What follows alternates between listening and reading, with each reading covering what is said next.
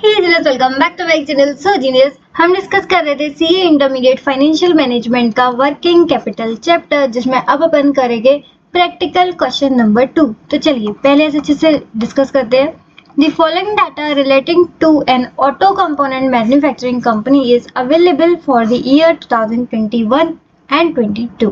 Okay, तो यहाँ पर एक कंपनी का अपन को कुछ डाटा गिवन है। सिंपल सी बात ये बोल रहे हैं। पहला RM यानी raw material held in storage. हमारे रॉ मटेरियल का होल्डिंग पीरियड कितना है, कितने टाइम तक वो रहता है, 20 days. Next, receivable collection period. Receivable collection period का मतलब क्या होता है, रिसीवेबल रिलेटेड होता है डेटर्स से। वो कितना गिवन है अपन को, 30 डेज का। आगे देखते हैं कन्वर्जन प्रोसेस पीरियड। इसका मतलब सिंपल WIP का दे रखा है आपको 10 डेज कि अपन रॉ मटेरियल को कन्वर्ट कितने में कर लेते हैं, 10 दिन में। तो कन्वर्जन पीरियड कितना है, 10 दिन का। होल्डिंग अलग होता है, रॉ मटेरियल को होल्ड रखते हैं वो अलग, रॉ मटेरियल को कन्वर्ट करते हैं फिनिश्ड गुड में, उसको बोलते हैं अपन WIP। तो वो है 10 डेज का।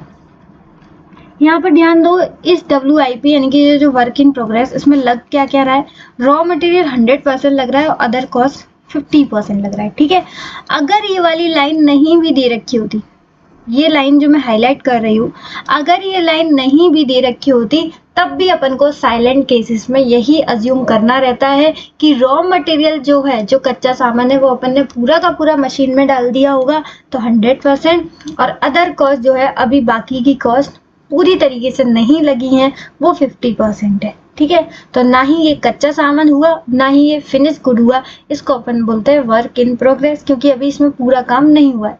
रॉ मटेरियल पूरा लग गया लेकिन अभी कॉस्ट पूरी नहीं लगी है। ठीक है, तो अगर ये हाईलाइटेड वाली लाइन नहीं गिवन होती तब भी आपको यही अज्यूम करना होता। समझ गए कि नहीं?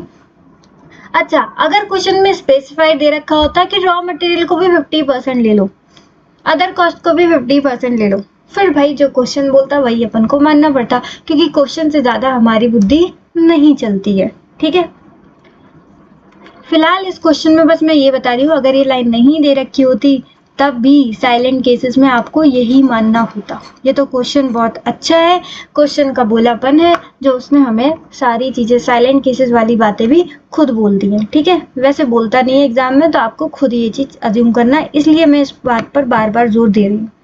फिनिश गुड स्टोरेज पीरियड यानी कि FG का होल्डिंग पीरियड 45 डेज गिवन है। क्रेडिट पीरियड फ्रॉम सप्लायर्स, ध्यान देना है सप्लायर वाला है। ठीक है, कितना दे रखा है, 60 डेज का। यानी ये सप्लायर्स इतने अच्छे होंगे कि इनका पैसा हम रोक सकते हैं, कितना, 60 दिन तक। तो अच्छी बात है भाई। एडवांस पेमेंट टू सप्लायर, कुछ हमारे उल्टे सप्लायर्स हैं भाई, ये तो बहुत भयंकर है। ये लोग हमें अपना पैसा रोकने ही नहीं देते, बल्कि बोलते हैं कि 5 दिन पहले पैसा दो। हमें पता है तुम WCM यानी वर्किंग कैपिटल पढ़ के आ चुके हो, तुम हमारा पैसा रोकने के मूड में हो, लेकिन हम रोकेंगे नहीं, रुकने नहीं देंगे। उल्टा आप 5 दिन पहले हो। यानी कि वैसे सप्लायर्स हमेशा करंट लाइबिलिटी में जाता है, लेकिन ये किस में जाएगा, करंट एसेट में, क्योंकि हम एडवांस पेमेंट कर रहे हैं, और एडवांस पेमेंट कहाँ जाता है, एसेट साइड में। क्लियर? तो ये चला जाएगा करंट एसेट और ये चला जाएगा करंट लाइबिलिटी में। Total cash operating expenses per annum 800 lakh जो हमारे ऑपरेटिंग कॉस्ट आ रही है, जो एक्सपेंसेस चल रहे हैं वो 800 लाख है, जिसमें कि 75% जो है वो रॉ मटेरियल से है, यानी 25% किससे होगा, अदर कॉस्ट से। सिंपल। तो ये तो आपको ही दिमाग लगाना है छोटा सा, इसको मैं फटाफट यहीं पर कैलकुलेट करके बता देती हूँ। 800 में से 75% यानी रॉ मटेरियल अपन कितना कंज्यूम कर लेते हैं, 600, और जो अदर कॉस्ट आ रही है वो कितनी आ रही है, 800 का बैलेंस 25%, ये आ गई 200। ठीक है, तो जब अपन इसे क्वेश्चन सॉल्व करेंगे तो आपको दिक्कत नहीं आएगी। रॉ मटेरियल आपको लेना है 600 और अदर कॉस्ट आपको लेनी है 200। ठीक है, तो ये चीज मैंने आपको लास्ट वाली लाइन भी समझा दी। 360 days are assumed in a year, अगर ये नहीं बोलते तब भी हम 360 डेज ले सकते हैं फॉर द ईज कैलकुलेशन। ठीक है, अगर 365 बोलते तो 365 ही लेने पड़ते। इस क्वेश्चन इस चैप्टर में ना अजम्पशंस बहुत है, इसलिए मैं आपको हर तरीके से बताती रहती हूँ। आपको लगेगा क्वेश्चन को लेंथी कर रही हूँ, नहीं भाई, अगर एग्जाम में 1-2 एडजस्टमेंट अलग आ गई तो आपका दिमाग खराब हो जाएगा कि क्वेश्चन तो अलग आ गया, तो वही बता रही हूँ, इसलिए साथ के साथ एडजस्टमेंट बता देती हूँ मैं। ठीक है, क्वेश्चन की रिक्वायरमेंट देखते हैं। You are required to calculate पहले each item of current asset current liability. Simple बोल रहा है current asset current liability calculate कर दो, बहुत ईजी है। सेकंड, वर्किंग कैपिटल बताओ if the company wants to maintain a cash balance of 10 lakh. मैं हमेशा बोलती हूँ कैश बैलेंस आपको क्वेश्चन में गिवन होगा और वो दे रखा है यहाँ पर आपको 10 लाख। सेकंड वाले में वर्किंग कैपिटल निकालनी है। देखोगे तो फर्स्ट और सेकंड एक ही है, क्योंकि सेकंड में वर्किंग कैपिटल निकालनी है। वर्किंग कैपिटल को आपका फॉर्मूला बचपन से पढ़ते आ रहे हो, CA minus CL, that is current assets minus current liability. तो करंट एसेट जब आपके पास होंगे, करंट लाइबिलिटी जब आपके पास होंगे, तभी तो current asset minus current liability करोगे। ठीक है, तो उन्होंने current asset and current liability पहले कैलकुलेट करने के लिए बोल दी है, फिर आपको वर्किंग कैपिटल कैलकुलेट करने के लिए बोला है। क्वेश्चन बहुत सिंपल है, मतलब इसमें काफ़ी सारी चीज़ें और आ सकती थी, डेप्रिसिएशन, प्रॉफिट, बहुत सारी चीज़ें आ सकती थी, लेकिन क्वेश्चन ने ज़्यादा मतलब घुमाया नहीं है, बहुत सिंपल क्वेश्चन है। तो चलिए फटाफट से कॉपी और पेन निकालते हैं और प्रैक्टिकल क्वेश्चन नंबर 2 को भी आसान बनाते हैं। हाँ जी, तो कॉपी पर सबसे पहले लिखेंगे वर्किंग कैपिटल का प्रैक्टिकल क्वेश्चन नंबर 2 सॉल्यूशन। तो क्वेश्चन की पहली रिक्वायरमेंट थी हमारी current assets and current liability, तो फटाफट से हेडिंग डाल देंगे current assets and current liability. इस क्वेश्चन को सॉल्व करने से पहले मैं ये आपको बता दूं कि इस क्वेश्चन का जो अपन प्रेजेंटेशन करने वाले हैं वो ICAI के प्रेजेंटेशन के कंपैरिजन में काफ़ी ज़्यादा हाई लेवल होने वाला है, काफ़ी ज़्यादा। मतलब जब आपको लेक्चर कंप्लीट करोगे ना, तब आपको समझ में आएगा कि इस वीडियो में कितने ज़्यादा लेवल के एफर्ट्स डाले गए हैं। वो आपको जब कंप्लीट करोगे तब ही बेटर वे में समझ में आएगा। ठीक है, क्योंकि सच बताओ यार, ICAI ने जिस तरीके से क्वेश्चन को प्रेजेंट किया है ना, मुझे बिल्कुल भी मज़ा नहीं आया। बहुत बेटर प्रेजेंटेशन हो सकता था, काफ़ी अच्छी चीज़ें डाली जा सकती थी, काफ़ी चीज़ें बताई जा सकती थी, लेकिन उन्होंने कुछ भी नहीं बताया। उन्होंने सीधे जैसे बच्चों को नहीं कैलकुलेशन पे 2 मिनट में कैलकुलेट करके रख देते हैं, उस तरीके से कर दिया। भाई इतना लेवल का क्वेश्चन था तो इतने लेवल के उसमें एफर्ट्स डालने चाहिए थे, पर उन्होंने नहीं डाले हैं। बट आपको टेंशन की बात नहीं है कि आप एकदम सही जगह पे आए हो। यहाँ पर मैं आपको एकदम बेस्ट लेवल का बता रही हूँ। ठीक है, और अभी आपको ये हो सकता है कि लगे नहीं कि भाई हवा में बातें हो रही हैं, बट सीरियसली जब क्वेश्चन कंप्लीट होगा तब आपको समझ में आ जाएगा कुछ भी बात हवा में नहीं थी। आप खुद कंपेयर करके देख लोगे हमारी प्रेजेंटेशन और ICAI की प्रेजेंटेशन। ठीक है, अब यहाँ पर कुछ बच्चे डर गए होंगे कि भाई उनकी प्रेजेंटेशन नहीं करी तो नंबर तो नहीं कट। अरे नहीं, बिल्कुल नहीं कटेंगे, बल्कि उनकी प्रेजेंटेशन बहुत कम है। अगर आप देखोगे तो कुछ नहीं किया उन्होंने, कोई फॉर्मूले नहीं लिखे, डायरेक्ट सॉल्व करता हुआ गए हैं। ठीक है, तो आप खुद कंपेयर करके देख लोगे कि आपको ज़्यादा ही मार्क्स मिलेंगे। ठीक है, कहीं मार्क्स कटने नहीं वाले। ठीक, तो क्लियर है एकदम। चलिए अब स्टार्ट करते हैं current assets and current liability. तो एक एक करके सबसे पहले सारी करंट एसेट लिख लेते हैं क्या क्या होंगी। करंट एसेट्स में पहला हमारा स्टॉक ऑफ रॉ मटेरियल। अब हम मैन्युफैक्चरिंग यूनिट है तो हमें करंट एसेट में क्या क्या चाहिए होगा।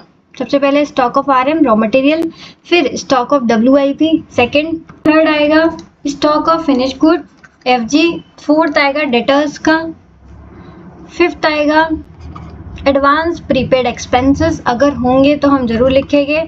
सिक्स आएगा कैश बैलेंस, जो कि क्वेश्चन में आपको गिवन है, लेकिन फिर भी अपन को लिखना तो पड़ेगा ना, करंट एसेट सारे लिख रहे हैं तो ये भी लिखेंगे।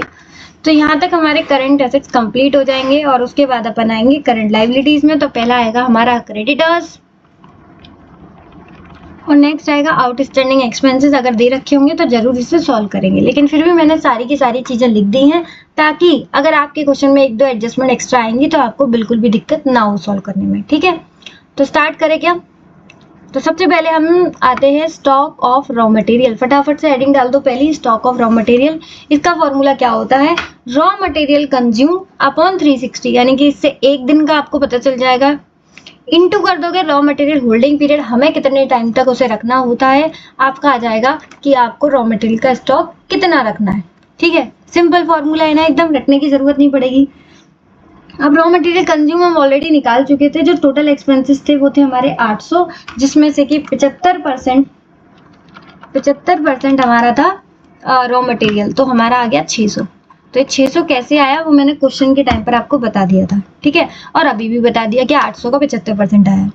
तो 600 अपन को रॉ मटेरियल कंज्यूम की जरूरत पड़ती है, 360 से डिवाइड कर देंगे, एक दिन का आ जाएगा, और इनटू कर दो हमें कितने दिन चाहिए, तो हमें होल्ड करना होता है 20 दिन। ये भी क्वेश्चन में गिवन था। तो 600 अपॉन 360 इंटू 20 करोगे, ये आ गया 33.33। कितना आ गया 33.33। देखो कितनी आसानी से अपन ने पहली चीज सॉल्व भी कर ली इतने जल्दी। Stock of raw material complete. Next लिखेंगे stock of WIP। Stock of WIP यानी कि वर्क इन प्रोग्रेस का। तो इसमें रॉ मटेरियल जो लग रहा है वो तो 100% लग रहा है, लेकिन अदर कॉस्ट लग रही है वो सिर्फ और सिर्फ 50% लग रही है। तो पहले अपन को ये वाली चीज सॉल्व करनी पड़ेगी। मैं एक बार हाईलाइट कर देती हूँ, पहले हमें ये वाली चीज सॉल्व करनी पड़ेगी। उसके बाद तो कोई दिक्कत नहीं है, डिवाइड करोगे आप 360 से, एक दिन का आ जाएगा। और WIP को आपको कन्वर्ट करने में कितना टाइम लगता है उसको इंटू कर देंगे। ठीक है, तो पहले अपन ये सॉल्व करते हैं। रॉ मटेरियल कंज्यूम कितना था 600, और वो पूरा का पूरा 100% लग रहा है, यानी कि 600 ही लग रहा है। ठीक है, उसके बाद अदर कॉस्ट कितनी थी 200, क्योंकि टोटल हमारे कॉस्ट लग रही थी 800, जिसमें से कि 600 का रॉ मटेरियल था और जो अदर कॉस्ट थी वो 200 लग रही थी। लेकिन 200 यहाँ पर कितनी लगेगी, सिर्फ 50%, क्योंकि भाई WIP पूरा बना थोड़ी है, 50%। तो 200 का कितना लेंगे अपन 100। ठीक, इन दोनों का टोटल कर लेंगे, ये आ गया 700, और डिवाइड करना है अपन को 360 से, और इनटू करना है WIP कन्वर्जन पीरियड से, जो कि कितना गिवन था, कन्वर्जन प्रोसेस पीरियड 10 डेज का। थोड़े और अच्छे से लिख दूं मैं इसको, आपको नहीं समझ में आया तो थोड़े और अच्छे से लिख दे रहा हूँ, एक सेकेंड। 700 अपॉन 360 इंटू 10 दिन था ना, 700 अपॉन 360 इंटू 10, ये आ गया 19.4444, तो 19.45 कर देंगे इसे। ये वाला समझ में आया कि नहीं आया आपको?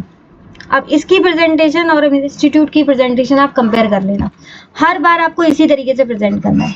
ठीक है, बस यहाँ पर मैंने ही बता दिया कि साइलेंट केसेस हो या फिर ये वाला क्वेश्चन हो, आपको रॉ मटेरियल 100% लेना है और अदर कॉस्ट 50% लेना है। ठीक है, बाकी स्पेसिफाइड अगर कोई क्वेश्चन बोल रहा है कि इसको भी 50% लो, तो आपको उस तरीके से एडजस्ट कर लेना है। बाकी फॉर्मूला अगर आप देखोगे तो यही लगाना है हमेशा, रॉ मटेरियल कंज्यूम ले लो, अदर कॉस्ट दोनों का जो जो परसेंटेज दे रखा हो वो ले लो, डिवाइड कर दोगे 360 से, एक दिन का आ जाएगा, इंटू कर दोगे WIP कन्वर्जन पीरियड। तो फॉर्मूला आपको हर बार कोई भी क्वेश्चन आए यही लगाना है। ठीक है, कोई दिक्कत तो नहीं आई?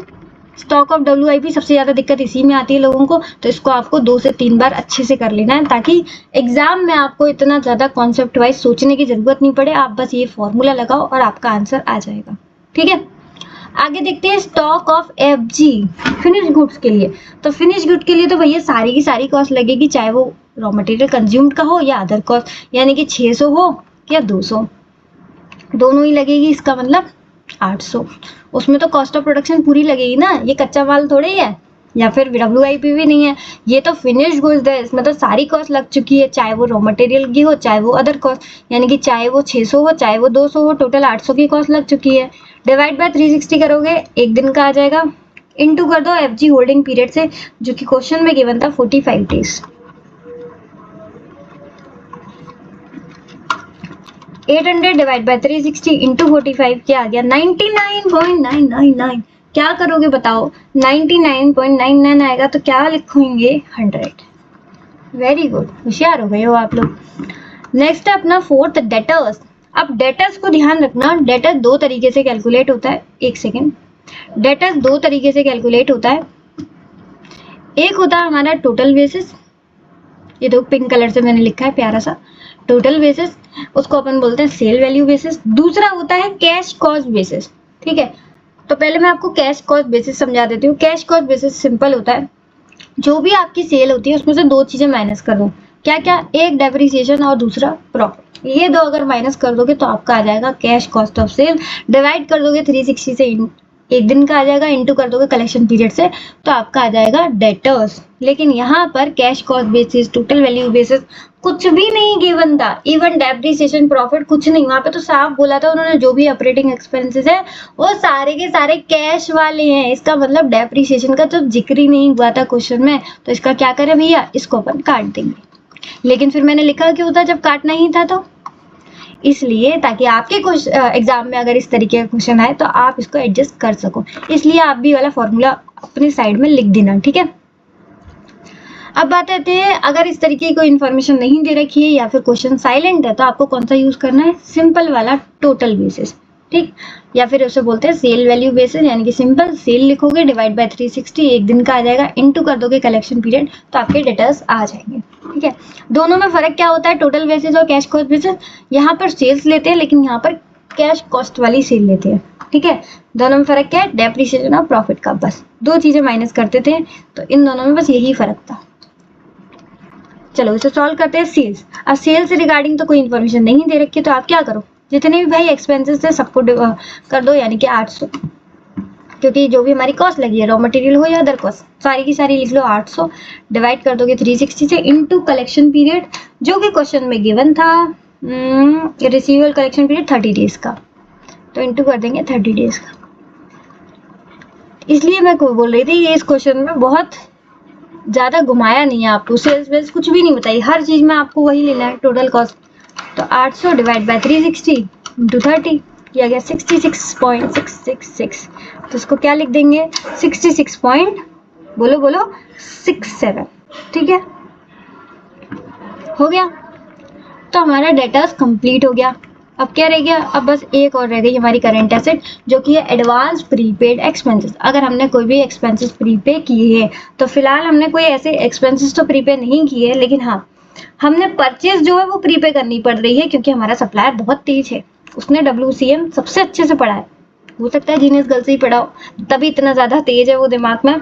उसने बोला कि भाई सप्लायर से आप क्या कर देते हो, अपनी वर्किंग कैपिटल को कम कर देते हो, माइनस कर देते हो, लेकिन अब आपकी सप्लायर से क्या होगी, वर्किंग कैपिटल और ज़्यादा बढ़ जाएगी और ज़्यादा प्लस हो जाएगी, क्योंकि हम आपको एडवांस पेमेंट करने के लिए बोल रहे हैं, वो भी कितने दिन का, 5 दिन का। ठीक, तो बात तो सारी वही रहेगी 360 इंटू 5 डेज, लेकिन ऊपर क्या लिखेंगे, ऊपर क्या लिखेंगे, आपको अगेन कॉस्ट ही लिखनी पड़ेगी, क्योंकि और कोई इंफॉर्मेशन नहीं दी रखी है। ठीक है, कॉस्ट किसकी, रॉ मटेरियल की, यानी कि 600, क्योंकि वही तो अपन परचेज कर रहे होंगे ना उनसे, कॉस्ट वाले ओवरहेड्स वगैरह थोड़ी परचेज कर रहे होंगे जो 800 लिखोगे आप लोग, रॉ मटेरियल ही परचेज कर रहे होंगे, तो वो लिख देंगे अपन 600। ठीक है, वैसे रॉ मटेरियल परचेज लिखते हैं, लेकिन यहाँ पर रॉ मटेरियल कंज्यूम क्यों लिख रहे हैं, क्योंकि ओपनिंग और क्लोजिंग का कोई अता ही पता ही नहीं है, तो अपन उन दोनों को बराबर समझेंगे और रॉ मटेरियल कंज्यूम्ड और रॉ मटेरियल परचेज को दोनों को बराबर कर देंगे। ठीक है, ये वाली बात क्रेडिटर्स में मैं एक और बार आपको बता दूंगी, फिलहाल इसको पे आगे बढ़ते हैं। 600 डिवाइड बाय 360 एक दिन का आ जाएगा, इंटू 5 कर दोगे 8.3333 आ गया, तो यहाँ लिख देंगे 8.33। ये भी हमारा कंप्लीट, ये कौन सा था, सप्लायर वाला। ठीक है, इसकी हेडिंग डाल देना अच्छे से। वैसे अगर कोई एडवांस प्रीपेड एक्सपेंसेस हो तो इस तरीके से ही लिखना है। आ जाते हैं कैश बैलेंस। कैश बैलेंस में कुछ सॉल्व करने की जरूरत नहीं है, क्वेश्चन में गिवन था कितना, एक बार देख लेती हूँ, 10 लाख। ठीक है, तो यहाँ पर हमारे सारे के सारे करंट एसेट्स हो चुके हैं कंप्लीट। आ जाते हैं करंट लायबिलिटीज पर। करंट लायबिलिटीज में पहला हमारा क्रेडिटर। क्रेडिटर्स का क्या फॉर्मूला होता है, हमने क्रेडिटर से कितना रॉ मटेरियल परचेज किया है, डिवाइड बाय 360 करोगे, एक दिन का आ जाएगा, इनटू कर दोगे पेमेंट पीरियड से। तो यहाँ पर देखो, रॉ मटेरियल परचेज का हमें नहीं पता, लेकिन रॉ मटेरियल कंज्यूम का पता है कि कितने हैं, 600, तो रॉ मटेरियल परचेज भी कितना हो जाएगा, 600। और ये कब होता है, ये उन्हीं केसेस में होता है जहां पर आपको ओपनिंग क्लोजिंग का पता नहीं होता, आप ओपनिंग और क्लोजिंग को बराबर मान लेते हो। और देखो रॉ मटेरियल कंज्यूम का क्या फॉर्मूला होता है, opening plus closing, sorry opening plus purchase minus closing, ऐसी तो करते हो, opening plus purchase minus closing. Opening और क्लोजिंग का कुछ अता पता ही नहीं है, तो फिर क्या रह गया हमारा, परचेज, तो यानी कि रॉ मटेरियल कंज्यूम कैसे निकल आएगा, परचेज से। ठीक है, तो यही वाली बात मैं आपको ऊपर थोड़ी देर पहले भी समझा रही थी और अब मैंने दोबारा समझा दी। ये वाली लाइन आप भी लिख देना, तो आपको कभी कंफ्यूजन नहीं होगा कि कभी हम रॉ मटेरियल परचेज यूज कर रहे हैं, कभी हम रॉ मटेरियल कंज्यूम यूज कर रहे हैं, तो आपको समझ में आ जाएगा। परचेज को कंज्यूम के बराबर कब समझना है, जब ओपनिंग क्लोजिंग हो, बाकी हर बार क्या यूज करना है, परचेज, परचेज ही यूज करना है। भाई आप उनसे कितना परचेज कर रहे हो वही तो लोग, कंज्यूम कर नहीं रहे हो, कर रहे हो नहीं कर रहे हो, उससे क्या मतलब, वो कहेगा मुझे क्या मतलब, मेरे से 100 ले जा रहे हो, खुद तुम 10 भी नहीं कंज्यूम कर रहे हो, तो क्या 10 लिखोगे, बेवकूफ हो, WCM नहीं पढ़ा तुमने, ऐसे ही बोलेगा वो तुमसे। ठीक है, तो रॉ मटेरियल परचेज और कंज्यूम यहाँ पर बराबर है, तो कितने रखेंगे अपन, 600, डिवाइड कर देंगे 360 से, एक दिन का आ जाएगा, इनटू पेमेंट पीरियड। एक सेकेंड, पेमेंट पीरियड देख लूँ, क्रेडिट पीरियड फ्रॉम सप्लायर्स, इनसे हमें मिलेगा 60 दिन का। ओ वाह, ये तो बड़े अच्छे सप्लायर हैं। तो 600 अपॉन 360 इंटू 60, ये आ गया 99.99। अगेन 99.99 आया, तो बताओ अपन क्या यूज करेंगे, पूरा का पूरा 100। अरे लिख क्यों नहीं रहा, ओके ठीक है। आउटस्टैंडिंग एक्सपेंसेस के रिगार्डिंग कोई इन्फॉर्मेशन नहीं थी तो काट दो। ये मैंने फिर क्यों लिखा था काटने के लिए, नहीं, अगेन आपको समझाने के लिए कि अगर कोई आउटस्टैंडिंग एक्सपेंसेस आ जाए तो सिंपल एक्सपेंसेस को डिवाइड कर देना 360 से इनटू लैग इन पेमेंट। लैग इन पेमेंट का मतलब होता है जितना आप डिले कर सकते हो, जितना डिले कर सकते हो उतना डिले करो, उससे आपकी वर्किंग कैपिटल कम ही आएगी। तो अच्छी बात है, इसको भी अपन माइनस कर देते हैं, लेकिन फिलहाल कोई इन्फॉर्मेशन नहीं है तो नील आ गया। ठीक है, तो यहाँ पर हमारे क्वेश्चन की पहली रिक्वायरमेंट कंप्लीट हो चुकी है। हमने करंट एसेट्स भी कैलकुलेट कर लिया और करंट लायबिलिटी, कितना सिंपल तरीके से। ठीक है, बस ये वाली बात समझना इसमें, क्रेडिटर्स वाली हमेशा कौन सी आएगी, परचेज। आपने उनसे कितना माल खरीदा है वही आएगा यहाँ पर, कंज्यूम वाला नहीं आएगा। लेकिन जब आपके पास कोई चारा नहीं हो तो आप कंज्यूम लिख देंगे। अब आ जाते हैं क्वेश्चन की सेकंड रिक्वायरमेंट, फटाफट से हेडिंग डालेंगे, वर्किंग कैपिटल। वर्किंग कैपिटल बचपन से पढ़ते आ रहे हैं, सीए माइनस सीएल, यानी कि current assets minus current liability. तो पहले हेडिंग डालेंगे ए, करंट एसेट्स। करंट एसेट्स में क्या क्या आते हैं, इन्वेंट्री, रिसीवेबल्स, कैश बैलेंस, ये सब क्या होते हैं, करंट एसेट्स। ये भी हम बचपन से अकाउंट्स में पढ़ते ही आ रहे हैं। अब इन्वेंट्रीज में क्या आता है, इन्वेंट्रीज में stock of RM, stock of WIP, stock of FG, तीनों को लेकर आओगे तो इन्वेंट्री आ जाएगी। रॉ मटेरियल का स्टॉक अपन ने कितना निकाला, 33.33। ये सब जो अपन ने पहले वाले में निकाला ना, वही सब 33.33। ये कितना निकाला, 19.45, और ये वाला हमारा 100। तीनों को प्लस कर देंगे, 33.33 प्लस 19.45 प्लस 100, ये आ गया 152.78। क्या बात है, तो ये आ गया हमारा 152.78। ये इन्वेंट्री आ गई। ठीक है, ये आ गई इन्वेंट्री।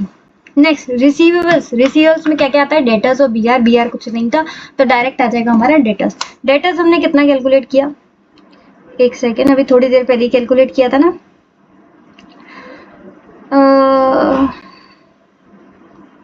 66.67। तो यहाँ पर हमारा सेकंड आ जाएगा 66.67। ये सेकंड करंट एसेट आ गई। थर्ड कैश बैलेंस, तो अपन को क्वेश्चन में गिवन था कितना, कैश बैलेंस गिवन था आई गेस 10 लाख। तो यहाँ पर आ जाएगा 10। अब इन तीनों को प्लस कर दोगे, यानी कि इन्वेंट्री, रिसीवेबल और कैश बैलेंस, तो आपकी आ जाएगी टोटल करंट एसेट्स। और टोटल करंट एसेट्स को अपन ग्रॉस वर्किंग कैपिटल से भी बोलते हैं, तो ए आपका यहाँ पर आ जाएगा 152.78, 66.67 प्लस 10, ये आ गया 229.45। इसको अपन बोलते हैं ग्रॉस वर्किंग कैपिटल। तो क्या क्वेश्चन कंप्लीट हो गया, वर्किंग कैपिटल आ गई? नहीं, ये वर्किंग कैपिटल ग्रॉस वाली है। जब भी आपसे वर्किंग कैपिटल पूछता है, यानी कि वो पूछना चाह रहा है आपसे नेट वर्किंग कैपिटल। तो आगे बढ़ते हैं, नेट के लिए आपको करंट लायबिलिटी को माइनस करना पड़ेगा। हाँ जी, तो इसमें हमारी एक छोटी सी रह गई, कौन सी, एडवांस वाली। याद है मैंने बोला था कहीं भी एडवांस आप पेमेंट कर रहे हो एक्सपेंसेस का या सप्लायर्स का, तो वो भी आपको करंट एसेट में कंसिडर करनी होती है। तो वो कितना था हमारा, 8.33। ठीक, तो 229.45 हमारा आ गया था। इसमें आप 8.33 प्लस करोगे तो ये आ जाएगा 237.78। ठीक है, इसको हटा देती हूँ मैं, कंफ्यूज ना हो जाओ।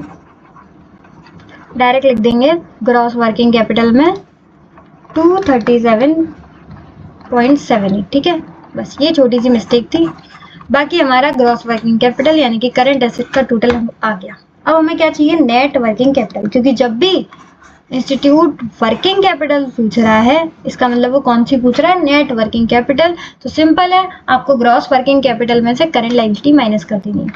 करंट लायबिलिटीज में क्या क्या आता है, पेबल, और पेबल में एक ही था हमारा क्रेडिटर्स, जो कि गिवन था, सॉरी गिवन नहीं था, अपन ने क्वेश्चन में सॉल्व किया था 100। ठीक है, तो 237.78 करंट एसेट्स आ गए, उसमें से करंट लायबिलिटी माइनस कर देंगे 100, ये आ गया 137.78। ये आ गई हमारी net working capital. Current assets में से करंट लायबिलिटी। ये तो अपन बचपन से ही पढ़ते आ रहे हैं कि working capital current assets minus current liability CA minus CL से कैलकुलेट होती है। लेकिन एक छोटी सी चीज़ और मैं आपको बता दूं कि अगर कोई सेफ्टी मार्जिन है, वो बोल रहे हैं वैसे तो हमारी इतनी वर्किंग कैपिटल लगती है, लेकिन हम कुछ एक्स्ट्रा रखना चाह रहे हैं सेफ के लिए, सेफ साइड, तो उसको अपन को प्लस करना है। ठीक है, यहाँ उस तरीके की कोई क्वेश्चन में गिवन नहीं थी इन्फॉर्मेशन, तो यहाँ पर हमने उसे ले लिया नील। ठीक है, लेकिन आपके क्वेश्चन में अगर इस तरीके से आता है तो आप उसे कंसीडर कर लेंगे। ठीक है, इसलिए मैंने आपको बता दिया। हाँ, काफ़ी ज़्यादा थक गई, काफ़ी ज़्यादा थोड़ा बड़ा क्वेश्चन था, और उसके बाद मुझे कुछ एक्स्ट्रा चीज़ें भी आपको बतानी थी।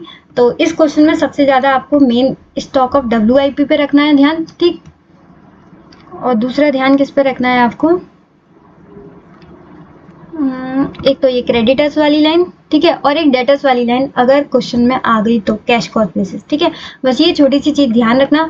बाकी मुझे कमेंट में फीडबैक ज़रूर दीजिएगा कि जो चीज़ें मैंने आपको स्टार्टिंग में बताई थी कि हम बहुत अच्छा प्रेजेंटेशन करने वाले हैं, वो फाइनली बात मेरी जो है अमल हुई या नहीं हुई, उसके लिए कमेंट सेक्शन में आपका फीडबैक के लिए मैं काफ़ी टाइम से वेट कर रही हूँ।